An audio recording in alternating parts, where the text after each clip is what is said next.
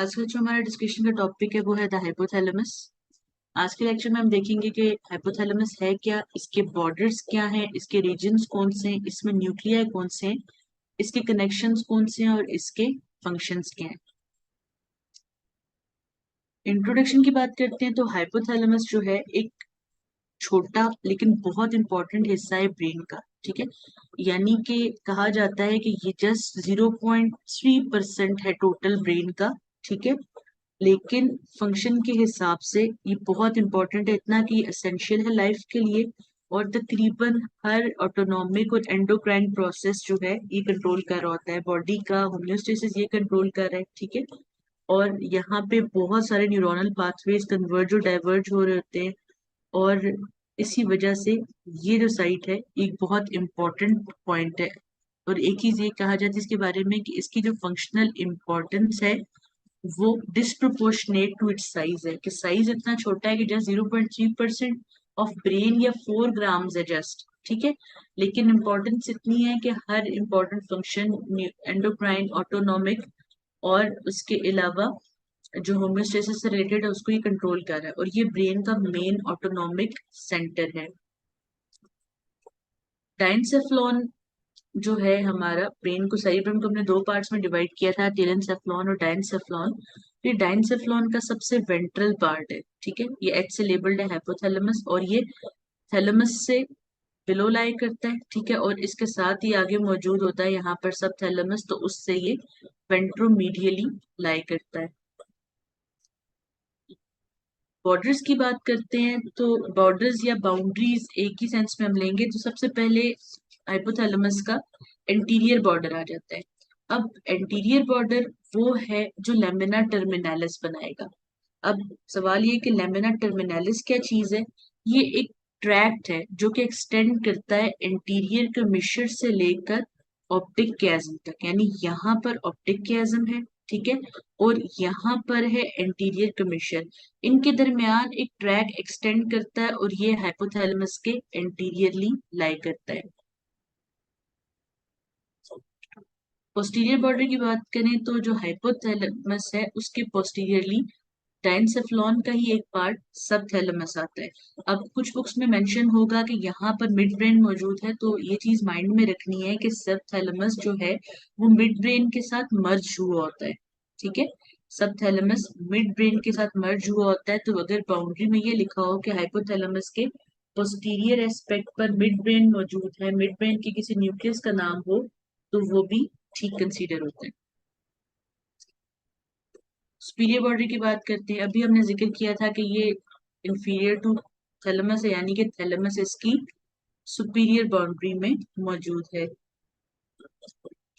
Inferior border की बात करते हैं, इंफीरियर बॉर्डर में यहाँ पर तीन स्ट्रक्चर्स आ जाते हैं सीक्वेंस वाइज। सबसे पहले आ जाता है ऑप्टिक कियाज्म। ठीक है, ये वो रीजन है जो एक ऑप्टिक पाथवे का हिस्सा है। ठीक, उसके बाद आ जाता है यहाँ पर इन्फंडिबुलम। ये हिस्सा जो है ये कनेक्ट करता है हाइपोथैलेमस के पोर्शन को पिट्यूटरी ग्लैंड के साथ।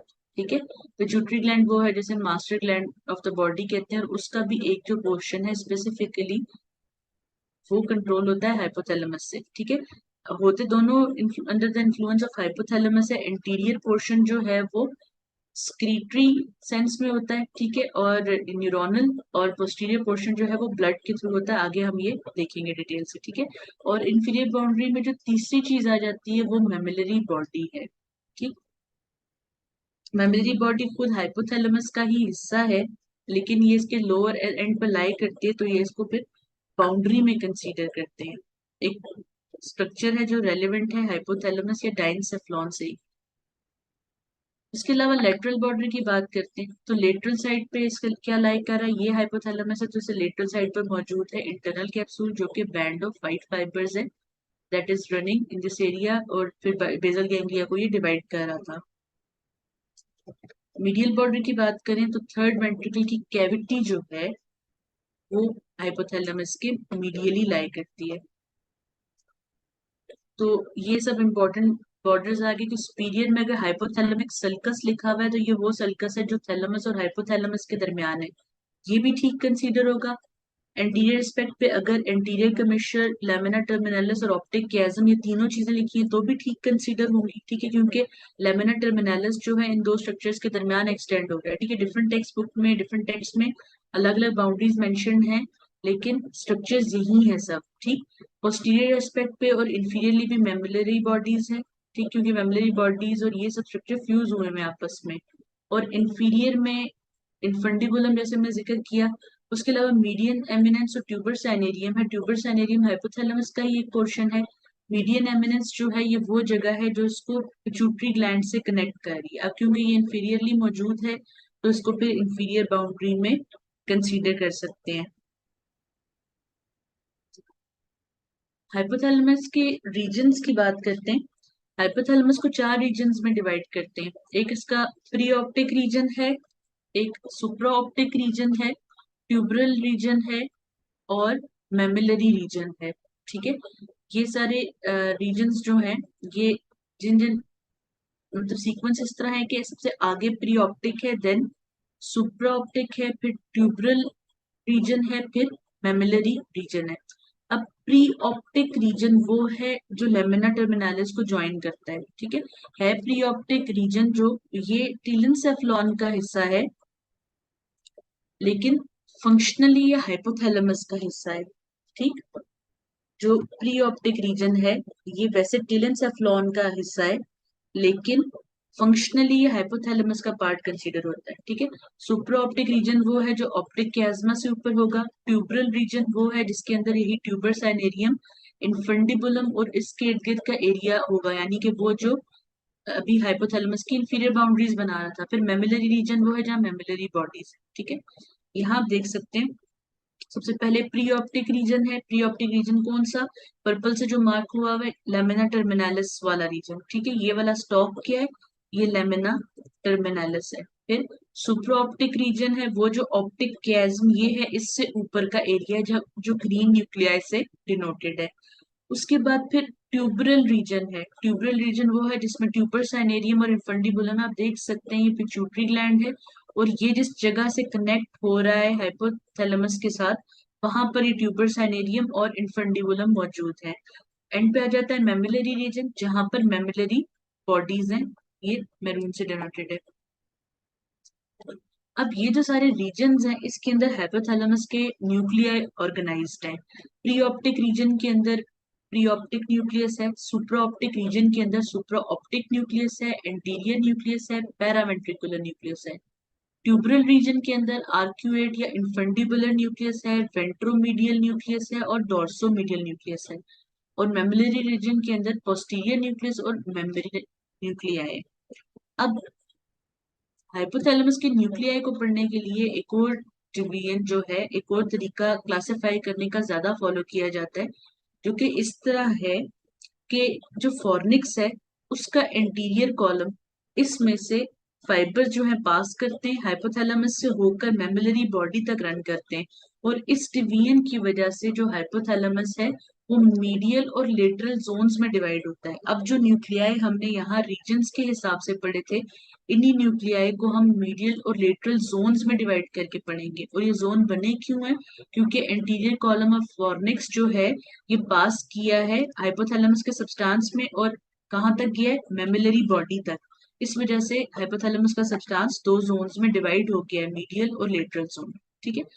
फिर बात करते हैं मीडियल न्यूक्लियाई की। मीडियल जोन में 8 न्यूक्लियाई आ जाते हैं। सबसे पहला जो न्यूक्लियस है वो है प्री ऑप्टिक न्यूक्लियस, ठीक है। उसके बाद आ जाता है एंटीरियर न्यूक्लियस। उसके बाद है सुप्रा कैस्मेटिक न्यूक्लियस, ठीक है। सुप्रा ऑप्टिक या सुप्रा कैस्मेटिक न्यूक्लियस है क्योंकि ये ऑप्टिक कैज्मा से ऊपर है, ठीक है। उसके बाद आ जाता है पैरावेंट्रिकुलर न्यूक्लियस। उसके बाद आ जाता है डॉर्सोमीडियल न्यूक्लियस, ठीक।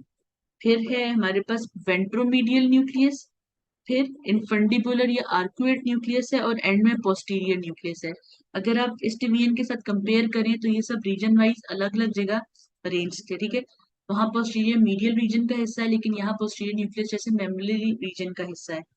तो ये डिवीजन जो मीडियल टू लेटरल वाली है ये ज्यादा फॉलो होगी। फिर लेटरल न्यूक्लियस की बात करते हैं, इसके अंदर आ जाते हैं वैसे 5 न्यूक्लियस, लेकिन 2 न्यूक्लियस ऐसे हैं जो सिचुएटेड मीडियल रीजन के अंदर है, उनका जस्ट थोड़ा सा पोर्शन लेटरल साइड पर एक्सटेंड करता है, उसमें 2 आ जाते हैं। पहला है प्री ऑप्टिक, ठीक है, प्री ऑप्टिक न्यूक्लियस जो कि हिस्सा मीडियल न्यूक्लियाई का था, उसका कुछ पोर्शन लेटरल न्यूक्लियाई का भी हिस्सा है।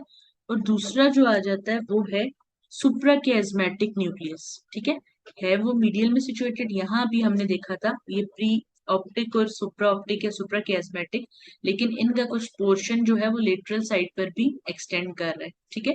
और लेटरल के अपने जो न्यूक्लियस है उसमें एंटीरियर टू पोस्टीरियर जाते हुए आ जाता है सुप्रा ऑप्टिक न्यूक्लियस है, फिर उसके बाद लेटरल ट्यूबुलर न्यूक्लियस है, और फिर ट्यूबुलो मेमिलरी न्यूक्लियस है, ठीक है। ये इनके फंक्शंस की लिस्ट है, ठीक। सुप्राऑप्टिक न्यूक्लियस जैसे जो है ये वेजोप्रेसिन बनाता है। वेजोप्रेसिन क्या चीज है, इसको एंटी डायूरेटिक हार्मोन कहते हैं। ये वही हार्मोन है जो किडनी की डिस्टल ल्यूटेड ट्यूब्यूल और कलेक्टिंग डक्ट पे एक्ट करता है और यूरिन की कॉन्सेंट्रेशन चेंज करता है। फिर पैरावेंट्रिकुलर न्यूक्लियस जो है ऑक्सीटोसिन बनाता है, ठीक है। ऑक्सीटोसिन वो हार्मोन है जो फीमेल्स में मिल्क की स्क्रीशन करवाता है, उसके अलावा लेबर में हेल्प करता है। प्री ऑप्टिक और एंटीरियर न्यूक्लियाई पैरासिम्पथेटिक सिस्टम को कंट्रोल करते हैं, पोस्टीरियर और लेटरल न्यूक्लियाई सिंपैथेटिक सिस्टम को कंट्रोल करते हैं। Anterior hypothalamic nuclei temperature regulate करते हैं हीट के रिस्पॉन्स में। Posterior hypothalamic nuclei temperature control करते हैं कोल्ड के रिस्पॉन्स में, यानी अगर हीट ज्यादा है तो स्वेटिंग करके बॉडी का टेम्परेचर कूल डाउन किया जाता है, अगर सर्दी ज्यादा है तो शिवरिंग करवा कर, ठीक है, हेयर्स जो है उनको इरेक्ट कर कर रेक्टर पेलाई को कॉन्ट्रैक्ट करवा कर एयर को ट्रैप किया जाता है ताकि ठंड ना लगे। फिर लेटरल हाइपोथैलेमिक न्यूक्लियाई है, ये ईटिंग इनिशिएट करते हैं, भूख लगवाते हैं, इनको फिर हंगर सेंटर कहा जाता है। Medial hypothalamic nuclei eating inhibit करवाते हैं और फीलिंग ऑफ सेटिस्फेक्शन लाते हैं कि पेट भर गया है, तो कहते हैं सिटाइटी सेंटर है, ठीक है। Lateral hypothalamic nuclei water intake भी बढ़ाते हैं, थर्स्ट सेंटर भी यहाँ मौजूद है। और सुप्राकियास्मेटिक न्यूक्लियस जो है ये सर्केडियन रिदम्स कंट्रोल करता है, यानी जो चीजें जो प्रोसेसेस टाइम के साथ साथ होते हैं, जैसे हमने बायोलॉजिकल रिदम या बायोलॉजिकल क्लॉक की भी बात की थी, कि जैसे नींद पूरी होना, आपका जाग जाना, ठीक है, उसके अलावा एड्रीनोकोर्टिकोट्रोफिक हार्मोन का रिलीज होना, टेम्परेचर की चेंजेस जो टाइम के साथ साथ होती हैं, ठीक है, ये सारी एक्टिविटीज हाइपोथैलेमस भी इम्पेक्ट करता है। इसके अलावा इवन किडनी से हार्मोन्स का स्क्रीशन, ब्लड सेल्स की काउंट, इस तरह की चीजें भी हाइपोथैलेमस के कंट्रोल में आती है। ये एक समरी है हाइपोथैलेमस के न्यूक्लियाई की, ठीक है, इस तरह का अरेंजमेंट है। और दरमियान में से जो है ना वो फाइबर्स गुजर रहे थे जिन्होंने इसको लेटरल और मीडियल 2 साइड्स में डिवाइड किया था, ठीक। हाइपोथैलेमिक लाइंस ऑफ कम्युनिकेशन ये हैं कि किस तरीके से हाइपोथैलेमस अपना जो मैसेज है, अपना काम एग्जीक्यूट करवाता है। पहला जो तरीका है वो है नर्वस कनेक्शंस। नर्वस कनेक्शंस क्या है, एक्सॉन्स के थ्रू, यानी यही जो सब न्यूक्लियाई हैं इनके एक्सॉन्स के थ्रू, ठीक है। फिर ब्लड स्ट्रीम अपने हार्मोन्स यानी अपनी जो स्क्रीशन जो प्रोड्यूस करेगा उनको ये रिलीज करवा कर ब्लड में फिर कर सकता है। और तीसरा तरीका है सेरिब्रोस्पाइनल फ्लूइड से, कि साइटोस्पाइनल फ्लूइड जो है ये न्यूरोस्क्रिएटरी सेल्स जो है हाइपोथैलेमस से उससे स्क्रीशन लेकर ब्रेन के डिफरेंट हिस्सों तक पहुंचाता है, क्योंकि सीएसएफ तो अंदर सारा वेंट्रिकल्स में सर्कुलेट होता है, तो अगर कोई चीज वहां जाएगी तो हाइपोथैलेमस से तो पूरे ब्रेन में सर्कुलेट कर दी जाएगी। बात करते हैं एफरेंट कनेक्शंस की हाइपोथैलेमस के, तो हाइपोथैलेमस अब बिल्कुल लिम्बिक सिस्टम के सेंटर में मौजूद है और इसके अंदर visceral, olfactory, cerebral cortex, limbic system सब इंपॉर्टेंट जगह से आफ्रेंट कनेक्शंस आते हैं, ठीक है। सबसे पहला जो है वो सोमैटिक और विसरल आफ्रेंट्स है। ये क्या है कि जनरल सोमैटिक सेंसेशन, नॉर्मल जो सेंसेशन है, टच, पेन, प्रेशर, टेम्परेचर, ये सब। और उसके अलावा स्लाइवेशन की और विसरल सेंसेशंस जो है हाइपोथैलेमस में आती हैं। आती किधर से, लेमनिस्कल एफरेंट फाइबर से। और उसके अलावा न्यूक्लियस ऑफ ट्रैक्टस सॉलिटेरियस से। वो क्या चीज है, वो टेस्ट पाथवे का हिस्सा है, यानी कि जनरल और स्पेशल सेंसेशंस जो हैं वो सारी हाइपोथैलेमस तक कन्वे की जाती हैं, ठीक है। और रेटिकुलर फॉर्मेशन से भी इसका लिंक है, तभी जो रेटिकुलर एक्टिवेटिंग सिस्टम है उसका हिस्सा भी है हाइपोथैलेमस, जैसे थैलेमस था। फिर विजुअल आफ्रेंट्स यानी वीएन से रिलेटेड जो मैसेजेस हैं वो ऑप्टिक कियाज्मा से निकलकर सुप्राकियाज्मेटिक न्यूक्लियस ऑफ हाइपोथैलेमस में भी आते हैं, ठीक है।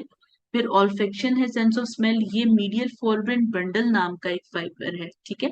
मीडियल फोरब्रेन बंडल नाम का एक सेट ऑफ फाइबर्स है जिसके थ्रू ऑल्फेक्शन जो है वो हाइपोथैलेमस को भी कन्वे की जाती है।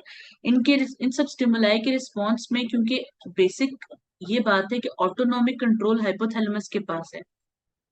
जैसे किसी चीज से आपने कोई रिस्पॉन्स देना है, हार्ट बीट तेज होनी है, कोई चीज स्वेटिंग होनी है, कोई चीज अच्छी लगती है, उसकी खुशबू आप रिकॉग्नाइज करते हो, ये सब यहाँ पर क्योंकि लिम्बिक सिस्टम का भी हिस्सा है, इमोशनल एलिमेंट भी रेलिवेंट है इसके साथ, तो इसलिए ये सब सेंसेस यहाँ आकर कन्वे होती है, ठीक है। फिर ऑडिटरी एफरेंट्स है यहाँ पर, फिर कॉर्टिको हाइपोथैलेमिक फाइबर्स है। ये कहाँ से आते हैं? ये frontal lobe of cerebral cortex से आते हैं और हाइपोथैलेमस में पास करते हैं। फिर हिप्पोकैम्पो हाइपोथैलेमिक फाइबर्स है, यानी कि जो हिप्पोकैम्पस से आएंगे, और आते किसके थ्रू हैं? ये फॉर्निक्स के थ्रू हैं, ठीक है। और मेमोरी बॉडी में ये वही है जो डिवाइड कर रहे थे न्यूक्लियाई को दो टाइप्स में, मीडियल और लेटरल जोन्स में, ठीक है। और यही मेन आउटपुट पाथवे है लिम्बिक सिस्टम का, ठीक है। लिम्बिक हमने पढ़ा था ना, लिम्बिक सिस्टम का मेन आउटपुट पाथवे क्या था? तो ये हाइपोथैलेमस के थ्रू ही है, ज्यादा फंक्शंस हाइपोथैलेमस ही एग्जीक्यूट करवाता है। फिर एमिग्डालो हाइपोथैलेमिक फाइबर्स हैं, ये एमिग्डोलॉइड कॉम्प्लेक्स से हाइपोथैलेमस में जाते हैं, ठीक है। फिर थैलेमो हाइपोथैलेमिक फाइबर्स हैं, ये मिडलाइन न्यूक्लियाई में आते हैं। और फाइनली टेगमेंटल फाइबर्स हैं जो कि मिड ब्रेन से आते हैं, ठीक। मिड ब्रेन के अंदर आपको पता है क्रेनियल नर्व न्यूक्लियाई मौजूद है, उसके अलावा वहाँ सारे फाइबर्स डिसेंड करते हैं, रेटिकुलर फॉर्मेशन है, इंटीग्रेशन होती है, तो उन सब से मैसेज जो है वो हाइपोथैलेमस को आता है। फिर इफरेंट नर्वस कनेक्शंस हैं, डिसेंडिंग फाइबर्स जो है वो ब्रेन स्टेम और स्पाइनल कॉर्ड में जाते हैं। अब तरीका ये है कि ये जो फाइबर्स हैं ये ऑटोनॉमिक नर्वस सिस्टम के पेरिफेरल न्यूरॉन्स को इन्फ्लुएंस करते हैं, रेटिकुलर फॉर्मेशन को कंट्रोल करते हैं, ठीक है। Hypothalamus parasympathetic nuclei of oculomotor, facial, glossopharyngeal and vagus nerves, ये सब जो ब्रेन स्टेम में मौजूद है, यानी कि cranial nerve number 3, cranial nerve number 7, cranial nerve number 9 और 10, इन सब के जो पैरासिम्पैथेटिक एलिमेंट्स हैं उसको कंट्रोल करता है, ठीक है। उसके अलावा सिंपैथेटिक गैंग्लिया को भी कंट्रोल करता है, ठीक। तो तभी कहते हैं कि ऑटोनॉमिक नर्वस सिस्टम का मेन रेगुलेटर जो है वो हाइपोथैलेमस है, सही। फिर मेमोलोथैलेमिक ट्रैक्ट है, ये सिंगुलेट गायरस से रिलेटेड है, सही। फिर मेमोलो टेगमेंटल ट्रैक्ट है, जो मेमोलोटेगमेंटल ट्रैक्ट जो है ये रेटिकुलर फॉर्मेशन में जाकर टर्मिनेट होगा। उसके अलावा लिम्बिक सिस्टम के साथ कनेक्शंस हैं जिनके थ्रू ये इमोशनल रिस्पॉन्सेस को कंट्रोल करता है। ये समरी है हाइपोथैलेमस के कनेक्शन की। इनपुट्स ब्रेन स्टेम से भी आती हैं, विजुअल, सोमैटिक, गेस्टेटरी। उसके अलावा लिम्बिक सिस्टम फॉर्निक्स से, स्ट्राया टर्मिनालिस से, सेरिब्रल कॉर्टेक्स से आती है, रेटिना से आती हैं। और नॉन न्यूरल इनपुट्स जो हैं वो ब्लड से, टेम्परेचर और ऑस्मोलैरिटी हार्मोन लेवल से आती हैं।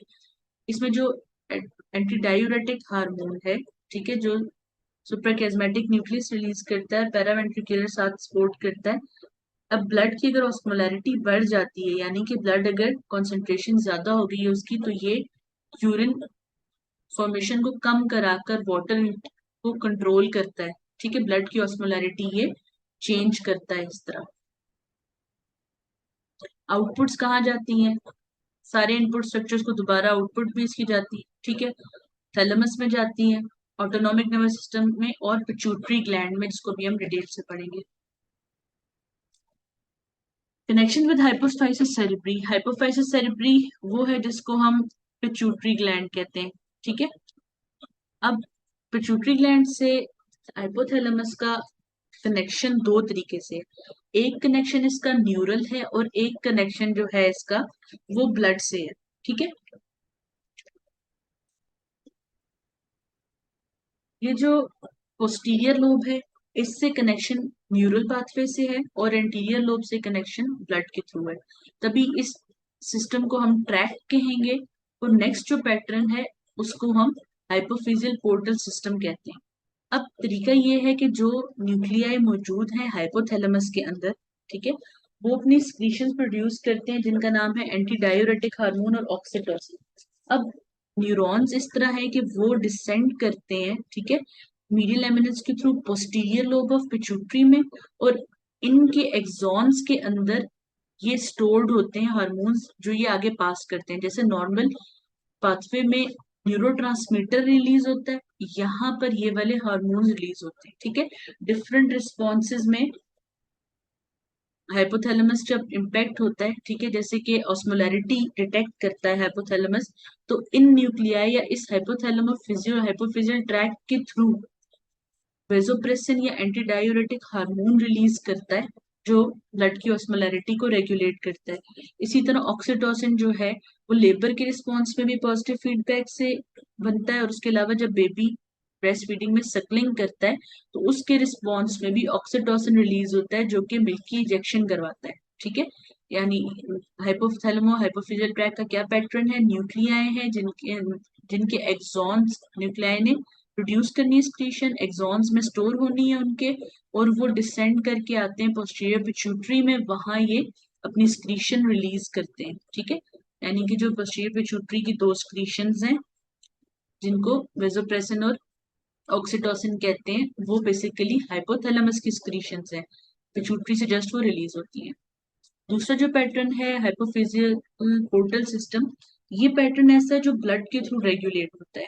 हाइपोथैलेमस जो है कुछ रिलीजिंग हार्मोन्स बनाता है, ठीक है, रिलीजिंग हार्मोन्स बनाता है, और कुछ रिलीज इनहिबिटरी हार्मोन्स बनाता है, यानी जो दूसरे ग्लैंड की रिलीज को नहीं होने देते। अब ये जो ग्लैंड्स हैं, ये जो स्क्रीशंस हैं, ये क्या करती है, ये मेनली इन्फ्लुएंस करती है पिट्यूटरी ग्लैंड को, पिट्यूटरी ग्लैंड की भी एंटीरियर लोब को, ठीक है, और वहां से बनने वाले सारे हार्मोन्स की सिक्रीशन को कंट्रोल करती है। For example growth hormone interior pituitary बनाता है, लेकिन हाइपोथैलेमस रिलीज कर सकता है ग्रोथ हार्मोन स्टिमुलेटिंग हार्मोन और ग्रोथ हार्मोन इनहिबिटरी हार्मोन, के ग्रोथ हार्मोन की रिलीज करवाए या ना करवाए डिफरेंट रिस्पॉन्सेज के जवाब में। इसी तरह पिट्यूटरी रिलीज करता है थायरोट्रोपिक रिलीजिंग हार्मोन जो थायराइड से रिलीज करवाए, लेकिन उसके स्टिमुलेटिंग फैक्टर को कंट्रोल कर सकता है हाइपोथैलेमस। अब ये किस तरह करता है, यहाँ पर एक ब्लड वेसल्स का प्लेक्सिस है जिसको हाइपोफिजियल वेनस प्लेक्सिस कहते हैं। ये सब क्या है, ये मतलब इस तरह का कनेक्शन है ब्लड वेसल्स का जो कि बेसिकली फेनेस्ट्रेटेड कैपिलरीज हैं। कैपिलरीज में क्या होता है, एक एंड पे आर्टरी होती है और एक एंड पे वेन होती है। सुपीरियर हाइपोफिजियल आर्टरी की ब्रांचेस हैं और हाइपोफिजियल वेन्स हैं, इनका कनेक्शन है, इनके अंदर आकर ये जो एंजाइम्स हैं या स्क्रीशंस हैं फैक्टर्स हैं ये डिसेंड करते हैं और एंटीरियर पिट्यूटरी की स्क्रीशन को कंट्रोल करते हैं, ठीक है।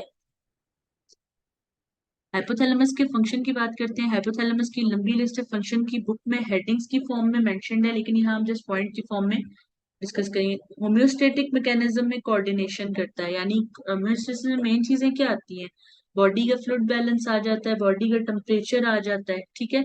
और तो ये दोनों चीजें हाइपोथैलेमस कंट्रोल करता है, क्योंकि यहाँ पे कोल्ड के रिस्पॉन्स में हीट के रिस्पॉन्स में कंट्रोल करने के लिए न्यूक्लियाई मौजूद है। उसके अलावा थर्स्ट को हंगर को इम्पैक्ट करने के लिए न्यूक्लियाई मौजूद है, ठीक है। इंपॉर्टेंट फंक्शन इसका ये है कि ये पिट्यूटरी ग्लैंड से हार्मोनल रिलीज कंट्रोल करवाता है। जैसे अभी हमने बात की कि पिट्यूटरी ग्लैंड खुद मास्टर ग्लैंड है, लेकिन उसकी भी स्क्रीशन सारी हाइपोथैलेमस के कंट्रोल में। उसके अलावा ऑटोनॉमिक एक्टिविटी का मेन सेंटर है, ठीक है। ऑटोनॉमिक रिस्पॉन्स कोई भी आना है, सिंपैथेटिक है चाहे पैरासिम्पैथेटिक है, वो सब किसके रिस्पॉन्स में होना है, वो सब हाइपोथैलेमस के रिस्पॉन्स में होना है। उसके अलावा ये मेडुला ऑब्लोंगेटा के न्यूक्लियाई को कंट्रोल करता है जो कार्डियोवास्कुलर सिस्टम और रिस्पायरेशन से रिलेटेड है, यानी हार्ट रेट कंट्रोल करने के लिए। उसके अलावा रिस्पायरेशन की रेट और डेप्थ कंट्रोल करने में भी हाइपोथैलेमस का रोल है, ठीक है। उसके अलावा इसका पोस्टीरियर रीजन सिंपैथेटिक से रिस्पॉन्सेस करवाता है और एंटीरियर रीजन पैरासिम्पैथेटिक रिस्पॉन्सेस कराता है। अब क्योंकि ये लिम्बिक सिस्टम का भी हिस्सा है, तो इसके जो मेमिलरी न्यूक्लियाई हैं वो इमोशनल बिहेवियर और मेमोरी से रिलेटेड है, ठीक है। इसका सुप्राकियास्मेटिक न्यूक्लियस जो है डायगोनल रिदम और स्लीप वेक साइकिल के साथ, रिकॉल करें हमने कहा था कि रेटिकुलर फॉर्मेशन एक चीज है, लेकिन जो पूरा सिस्टम है वो रेटिकुलर एक्टिवेटिंग सिस्टम है। उसके अंदर वो स्ट्रक्चर्स भी हैं जिसमें हमने थैलेमस का भी जिक्र किया था, और आज हमने ये पढ़ा है कि हाइपोथैलेमस भी उस रेटिकुलर एक्टिवेटिंग सिस्टम का हिस्सा है, ठीक है। जो लेटरल हाइपोथैलेमस और वेंट्रोमीडियल न्यूक्लियस है ये फीडिंग और ड्रिंकिंग से रिलेटेड है। जैसे बात की थी कि यहाँ पर हंगर और सैटिस्फैक्टरी सेंटर्स मौजूद हैं, ठीक है, फीडिंग को कंट्रोल करने के लिए। उसके अलावा फीडिंग से रिलेटेड रिफ्लेक्सेस जैसे लिकिंग और स्वॉल्विंग है। स्वॉल्विंग जाहिर है एक रिफ्लेक्स एक्टिविटी, हम बाइट जैसे च्यू करते हैं और पुश करते हैं ओरोफेरिंक्स में, उसके बाद सारा प्रोसेस इनवॉलेंट्री है, वो सब कौन कंट्रोल कर रहा है? हाइपोथैलेमस। उसके अलावा ये सब कॉन्शियस स्केलेटल मसल मूवमेंट्स करवाता है जैसे मसल्स ऑफ फेशियल एक्सप्रेशन, और उसके अलावा क्योंकि लिम्बिक सिस्टम का हिस्सा है तो सेक्सुअल मूवमेंट्स में भी इन्वॉल्व है। ठीक। उसके अलावा ये कॉन्शियस इनपुट को ऑटोनॉमिक रिस्पॉन्स से कोऑर्डिनेट करवाता है, यानी कि थॉट्स से रिलेटेड जो भी एलिमेंट है ऑटोनॉमिक रिस्पॉन्स का, फियर जैसे हार्ट रेट तेज कर देता है, ये प्रोसेस भी कौन मॉड्यूलेट करवाता है? हाइपोथैलेमस। फंक्शंस की लिस्ट से पढ़ के पता चलता है कि क्यों ये बात कही जाती है कि इसका function is disproportionate to its size, कि इसका काम बहुत ज्यादा है लेकिन साइज बहुत छोटा है। ठीक है, तो ये सब इसके इम्पोर्टेंट फैक्टर्स हैं। ये सारे न्यूक्लियाई जो है इनकी समरी यहाँ मौजूद है, आप लोग इसे गो थ्रू कर लीजिएगा। That's all.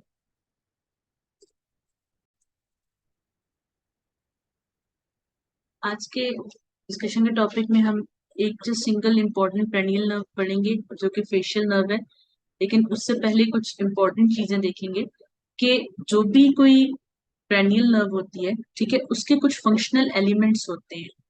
जैसे कि स्पेशली जो क्रेनियल नर्व्स हैं इनके फंक्शनल एलिमेंट्स को हम कहते हैं कि ज्यादा सारे क्रेनियल नर्व्स कहाँ लाया करती हैं? ब्रेन स्टेम के अंदर।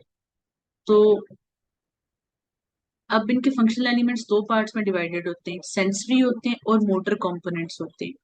अब मोटर कंपोनेंट्स में आ जाते हैं जर्नल सोमैटिक इफरेंट, यानी जर्नल सेंसेशंस और उनसे रिलेटेड रिस्पॉन्स। ठीक है, जर्नल रिस्पॉन्सेज जो है जैसे कि स्केलेटल मसल्स की एक्टिविटी, टंग के मसल्स की, मेस्टिकेशन के मसल्स की, पैलेट के, larynx, pharynx, extra ocular muscles. अब ये चीज माइंड में रखिएगा, ये जस्ट क्रेनियल नर्व्स की बात हो रही है, स्पाइनल नर्व्स की नहीं। ठीक है, ये एलिमेंट्स उनके साथ भी रिलेटेड है लेकिन फिलहाल क्रेनियल नर्व्स के। फिर स्पेशल विसरल इफरेंट्स हैं जैसे कि ब्रेकियल आर्चेस से डिराइव होने वाले मसल जिनको फ्रिंजियल आर्चेस भी कहते हैं, ठीक है, फेस के मसल्स उनसे रिलेटेड। फिर जनरल विसरल इफरेंट्स हैं जैसे कि स्मूथ मसल और ग्लैंड्स, जो सारे फेस और मतलब हेड एंड नेक के अंदर स्ट्रक्चर्स मौजूद हैं, उनको जो भी मोटर कंट्रोल होगा, यानी मोटर कंट्रोल में जस्ट मसल्स की मूवमेंट नहीं आती, उसके अंदर ग्लैंड्स की सिक्रीशन भी आती है, चाहे वो पिपरोटिड ग्लैंड है, चाहे वो सब मैंडिबुलर है, सबलिंगुअल है, या फिर लेक्रिमल ग्लैंड है। ठीक है, ये सब, और इवन नोज के म्यूकोजल ग्लैंड्स, फेरिंग्स के ग्लैंड्स, ये सब आ जाते हैं। फिर सेंसरी जो कंपोनेंट्स हैं उसमें जनरल ये चार हैं। जनरल विसरल अफरेंट है कि विसरा से जनरल सेंसेशंस का आना। ठीक है, स्पेशल विसरल अफरेंट कौन सा है? टेस्ट सेंसेशन है। ठीक है, टेस्ट का फील होना स्पेशल सेंस है। फिर जनरल सोमैटिक एफरेंट्स हैं जैसे टच, पेन, टेम्परेचर, ये सब चीजें फेस पर फील होना। ठीक है, और फिर सोमैटिक एफरेंट्स हैं जैसे special senses, sense of smell, sense of vision और सेंस ऑफ हियरिंग, ये सब कंपोनेंट्स। ठीक है, इस तरह करके हम एलिमेंट बनाकर क्रेनियल नर्व्स को पढ़ते हैं कि उनका एलिमेंट जो है वो जनरल है या स्पेशल है, फिर विसरा से है या बॉडी से है। ठीक है, विसरल और सोमैटिक, फिर अफरेंट है या इफरेंट है, इस तरह डिवाइड करके। ठीक है, जैसे स्पेशल विसरल अफरेंट था, स्पेशल सेंस था, आया विसरा यानी टंग से था, और अफरेंट था क्योंकि टेस्ट आपको फील होता है। ठीक है, इसी तरह बॉडीली सोमैटिक क्यों? क्योंकि ये किसी भी ऑर्गन से आकर रिसीव हो रहा होता है। ठीक है, टेस्ट रिसेप्टर्स टंग के अंदर होते हैं लेकिन ऑल्फैक्शन नोज के अंदर नहीं है, वहां से पाथवे ब्रेन की तरफ ट्रेवल करता है। इस तरह हम क्रेनियल नर्व्स को पढ़ते हैं। तो आज जो हम क्रेनियल नर्व डिस्कस करेंगे वो फेशियल नर्व है। फेशियल नर्व को सेवंथ क्रेनियल नर्व कहते हैं। ठीक है, इंपॉर्टेंट क्रेनियल नर्व है, मसल्स ऑफ फेशियल एक्सप्रेशन को कंट्रोल करती है, टंग के एंटीरियर टू थर्ड में टेस्ट सेंसेशन प्रोवाइड करती है, ईयर में स्टेपिडियस मसल को नर्व सप्लाई देती है। ठीक है, ओरिजिन इसका क्या है कि इसका न्यूक्लियाई जो है वो लोअर पार्ट ऑफ पॉन्स में लाई करते हैं। ठीक है, पॉन्स क्या है? ब्रेन स्टेम का हिस्सा है। अब इसके जो न्यूक्लियाई है उनकी आगे से डिवीजन ऐसे है कि मोटर है, पैरासिम्पैथेटिक है, सेंसरी है और टेस्ट से रिलेटेड है। मोटर वो है जो मसल्स ऑफ फेशियल एक्सप्रेशन को दिए जाते हैं, posterior belly of digastric muscle को, स्टाइलोहॉइड मसल को और स्टेपिडियस मसल को। जो पैरासिम्पैथेटिक कंट्रोल है इसका वो लेक्रिमल ग्लैंड, पैरोटिड ग्लैंड, सब मैंडिबुलर और सब लिंगुअल ग्लैंड को जाता है। ठीक है, फिर सेंसरी वो है जस्ट इसका थोड़ा सा हिस्सा है कि ये लेटरल पिना को मेस्टोइड प्रोसेस और एक्सटर्नल ऑडिटरी कैनाल को सप्लाई करती है, और ये इतना छोटा हिस्सा है कि ये नेग्लिजिबल है। तभी जब फेस की सेंसेशन हम पढ़ते हैं तो उसमें हम फेशियल नर्व की सेंसरी सप्लाई नहीं पढ़ते, लेकिन सेंसरी सप्लाई है, लेकिन क्योंकि वो मतलब ओवर वेल्म हुई होती है ट्राइजेमिनल से, ठीक है। तो अगर इसलिए जब कोई टीचर एग्जाम में पूछेगा कि सेंसरी नर्व की जो फेशियल नर्व की सेंसरी सप्लाई है, तो कहना है लेकिन नेग्लिजिबल है, फिर आपने ये वाला रीजन उनको बता देना है, ठीक है। ये नहीं कहना बिल्कुल नहीं है। हम हमेशा ये देखिए, ये बात करते हैं कि फेशियल नर्व फेस को मसल्स और फेशियल एक्सप्रेशन को सप्लाई करती है, लेकिन फेस को सेंसेशन ट्राइजेमिनल नर्व देती है। ये नहीं कहते कि फेशियल नर्व की सेंसरी सप्लाई नहीं है, लेकिन नेग्लिजिबल, ठीक है। और टेस्ट क्या है? टेस्ट भी क्योंकि एक सेंस ही है ना, स्पेशल सेंस है बस, तो एंटीरियर 2/3 ऑफ द टंग को देती है। एनाटॉमिकल कोर्स फेशियल नर्व का इंपॉर्टेंट है, एग्जाम्स में पूछा जाता है। तो याद रखिएगा कि ये लोअर बॉर्डर ऑफ पॉन्स पे इमर्ज होती है। इससे पहले जो हमने फेशियल नर्व का रूट देखा था, जस्ट वो हेड एंड नेक में, वो एक्स्ट्रा क्रैनियल देखा था, क्योंकि उस टाइम तक हमने न्यूरो नहीं पढ़ी थी। तो अब हमें पता है कि ब्रेन स्टेम से स्पेसिफिकली पॉन्स से आती है। तो हम देखते हैं कि पॉन्स के लोअर बॉर्डर से दो रूट्स बनकर इमर्ज होती है। लार्ज मीडियल साइड पर मोटर रूट है, क्योंकि इसका मोटर कंपोनेंट ज्यादा है, और हमने ये बात की थी कि जितना फंक्शन होता है उतनी ब्रेन में रिप्रेजेंटेशन मिलती है। तो मोटर कंपोनेंट ज्यादा है, इसलिए इसका मोटर रूट बड़ा है, और सेंसरी रूट उसका छोटा है, और उस स्पेशल जो सेंसरी रूट है उसको हम नर्वस इंटरमीडियस कहते हैं, ठीक है। अब ये क्रैनियल कैविटी से एग्जिट करती है इंटरनल एकूस्टिक मीएटस के थ्रू, ठीक है, जहां पर ईयर का सारा अरेंजमेंट है। वहां से ये फेशियल कैनाल में एंटर हो जाती है, जहां ये तीन सेगमेंट्स में डिवाइड होना है, ठीक है। वो तीन सेगमेंट कौन से हैं? वो लेबिरिंथाइन सेगमेंट है, टिम्पैनिक सेगमेंट और मेस्टोइड पार्ट है।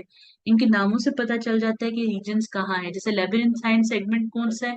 जहाँ वेस्टिब्यूल ऑफ इंटरनल ईयर है, वहां पर ये मौजूद है। जो मिडल ईयर की मीडियल वॉल पर हमने पढ़ा था कि फेशियल नर्व एक बल्ज बनाती है, वो बेसिकली लेबिरिंथाइन सेगमेंट की फेशियल नर्व होती है, ठीक है।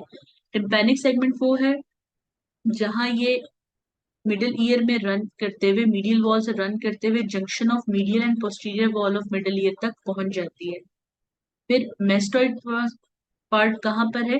जहां ये posterior wall of middle ear से स्टाइलोमेस्टोइड फेरोमेन तक ट्रेवल करती है, और स्टाइलोमेस्टोइड फेरोमेन वो पॉइंट है जहां से ये एग्जिट करके एक्स्ट्रा क्रेनियल हो जाती है। इससे पहले का हिस्सा इस intracranial route of facial nerve, stylomastoid foramen के बाद से extra cranial portion of facial nerve होता है। इस पिक्चर में देख सकते हैं, ये ब्रेन स्टेम यानी कि पॉन्स से ओरिजिनेट हुई है, ठीक है। हमने ये बात की है कि एक इसका लार्जर रूट है जो कि मीडियल साइड पर है, वो मोटर है, और छोटा वाला रूट जो है सेंसरी है, जिसका नाम है नर्वस इंटरमीडियस। उसके बाद ये पॉइंट किया, ये इंटरनल एकूस्टिक मीएटस है, जो कि स्कल के अंदर ही ओपनिंग है, बेस ऑफ स्कल में, वहां ये इंटर होती है, ठीक है। वहां ये रन करती है, उसके बाद वहां तक जब तक ये एग्जिट ना कर जाए स्टाइलोमेस्टोइड फोरामेन में आगे जाकर, ठीक है। तो जब ये फेशियल कैनाल दरमियान का हिस्सा जो इंटरनल एकूस्टिक मीएटस से लेकर स्टाइलोमेस्टोइड फोरामेन तक एक्सटेंड करता है, वो फेशियल कैनाल है, वहां ये तीन पार्ट्स देती है, जिसमें हमने अभी पढ़ा था कि लेबिरिंथाइन है, ठीक है, टिम्पैनिक है जो कि ईयर को जाएगी, और उसके अलावा मेस्टोइड पार्ट आ जाता है।